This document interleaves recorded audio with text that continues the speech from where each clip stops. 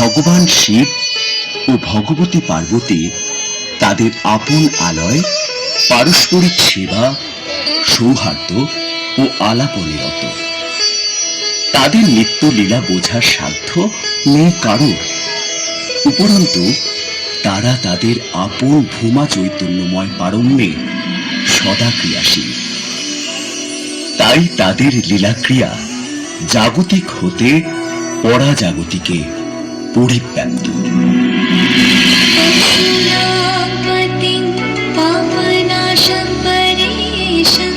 गजेन्द्रस्य प्रीति वसानं वरेण्यम् जटाजुटमाद्य स्फुरद्गाङ्गवारि महादेवमेकं स्मरामि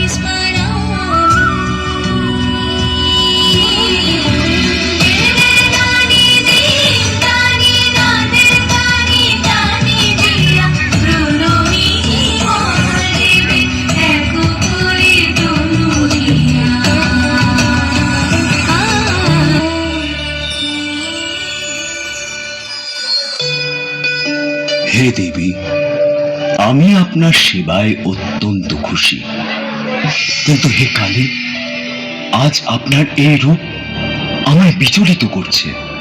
হে শিব, আমি চিরন্তন সত্য, আমার এই রূপ আজ আপনাকে বিচলিত করছে? হে কালীকে, আজ সত্যই বলছি, তোমার রূপের মায়া আমায় গ্রাস করেছিল, তবে সেই রূপ আজ আমার কাছে বিকট বই আর কিছুই মনে হচ্ছে না। যাকে সংসারের মায়াজাল কোনো দিনই গ্রাস করেনি, আজ তার কাছেই কিনা আমার রূপ অত্যন্ত কুৎসিত মনে হলো। আমি এই ক্ষণে কৈলাস ত্যাগ করব।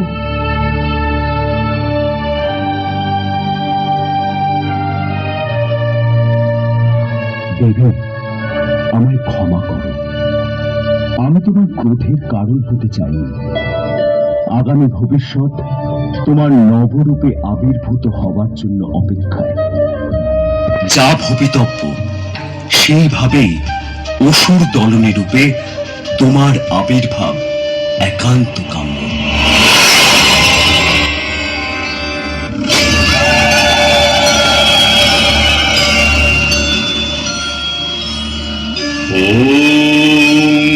अंजनाद्रीभं देवीं शशानले वासिनीं रक्तनेत्रां मुक्तकेशिं शुष्कमांसादिभैरवं पिङ्गाक्षिं वामहस्तेन मत्तपूर्णं कपालकं शब्दकृत्तोषीरोदकहस्तेन ददतिं शिवां नीतवज्रां सदा चाममंसचर्वण तत्परां लालालङ्कारभूषङ्गिं नग्नं मत्तं सदा सवै त्वं जानासि जलत सर्वं त्वं जानासि कश्चन त्वं काली तारिणी दुर्गा षोडशी भुवनेश्वरी धूमावती तन्वगला भैरवी छिन्नमस्तिका त्वं अन्नपूर्णा वाग्देवी तं देवी कमलालया।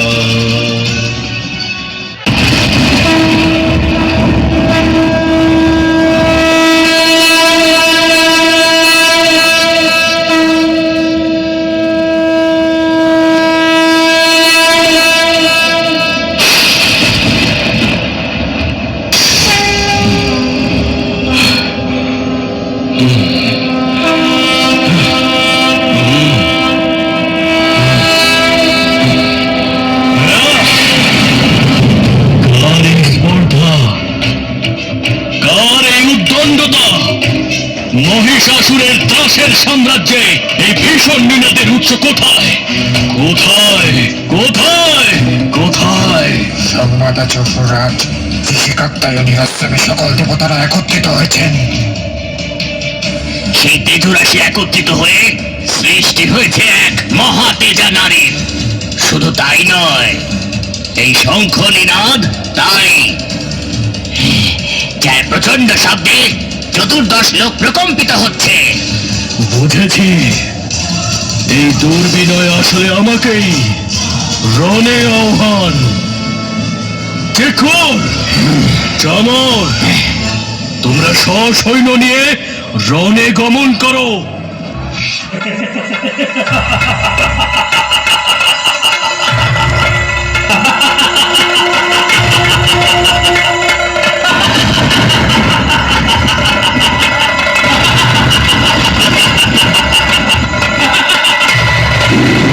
দুর্বল দেবতারা আমাদের সঙ্গে যখন পারল না, তখন আমাদের ভয় দেখাতে এক নারীকে এনে দাঁড় করালো।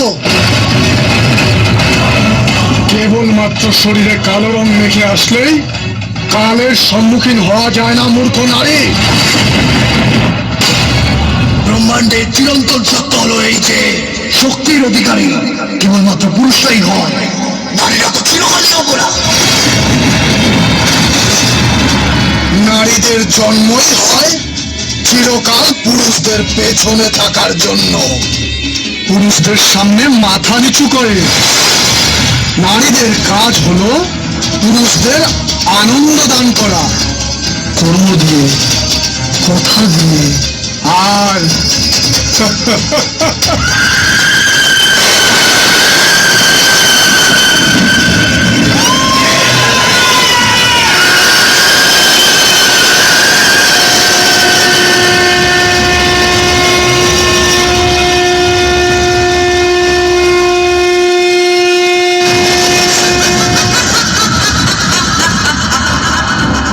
দুষ্ট, তোর ইচ্ছে কখনো পূরণ হবে না। ওহে নারী, তুমি জানো না আমি কি করতে পারি, তবে চলো যুদ্ধই হোক পরিচয়।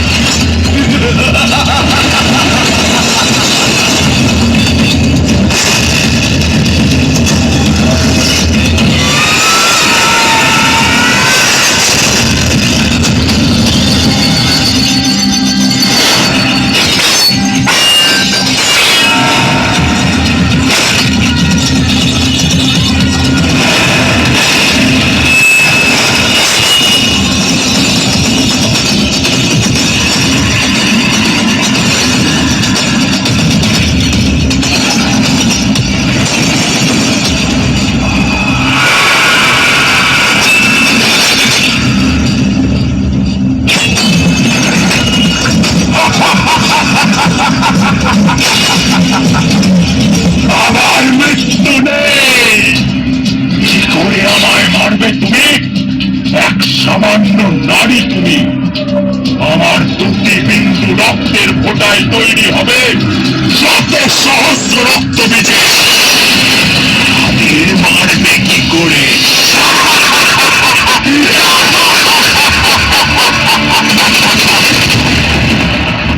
আজ আমি হব তোর মৃত্যুর কারণ। প্রদীপের শিখার তলদেশে থাকা সেই কালী মহলাম আমি। খণ্ড খণ্ড করিব আজ খড়গদণ্ডে।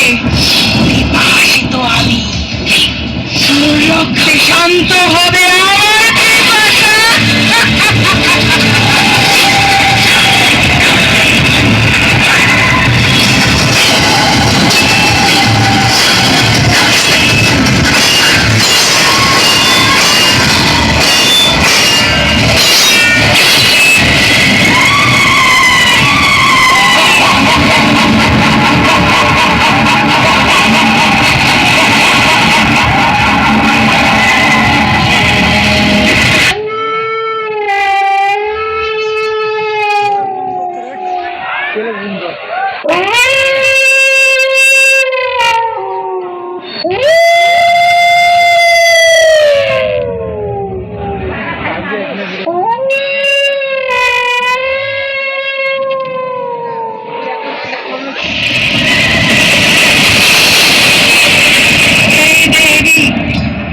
আপনি রক্তবীজকে ছেদন করুন, তার প্রতি ফোঁটা রক্ত ভূমি স্পর্শ করার আগেই পান করব আমি।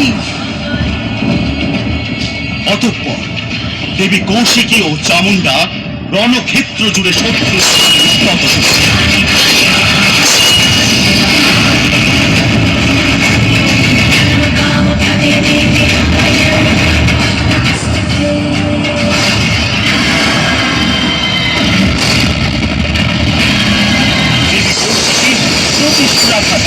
রক্ত বীজ সহ নানা ওষুধ দিয়ে ছিন্ন ভিন্ন করতে লাগে ও দেবী চামুন্ডা সেই সকল তার রক্তাভ রচনায়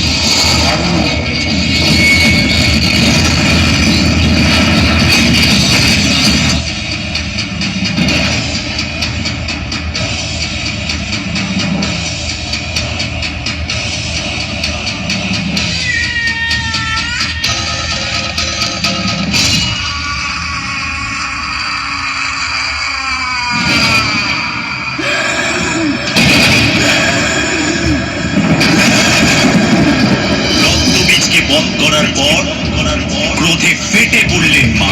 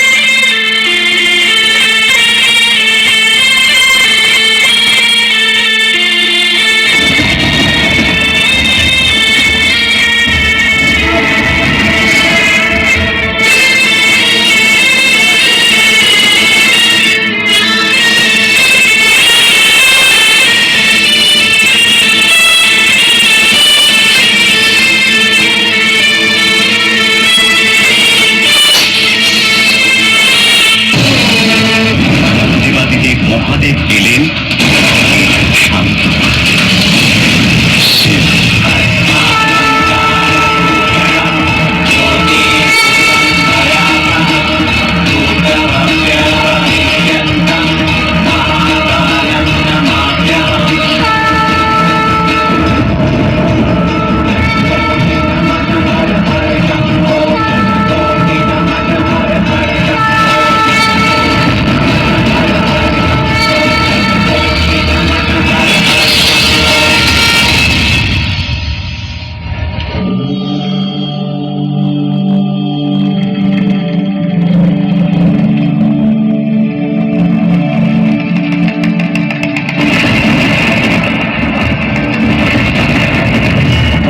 আদি পরাশক্তি, আপনার এই ভয়ঙ্কর প্রকাশে ত্রিলোক প্রকল্প সৃষ্টির ভারসাম্য বিনষ্ট হচ্ছে। এ কালীকে আপনি শান্ত।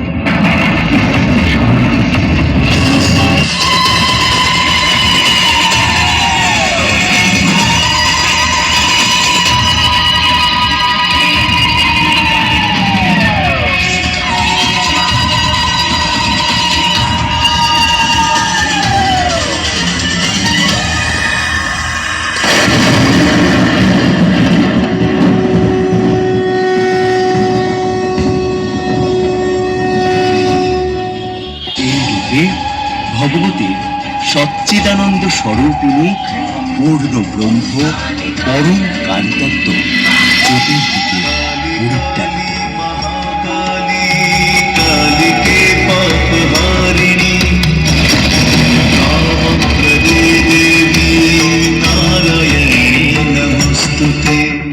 শুধু ভক্তবৃন্দ, মায়ের মহিমায় পূর্ণ হোক আমাদের প্রাণ। মন্দিরের উন্নয়নে আপনারা যতটুকু পারেন আমাদের সহযোগিতা করে যাবেন।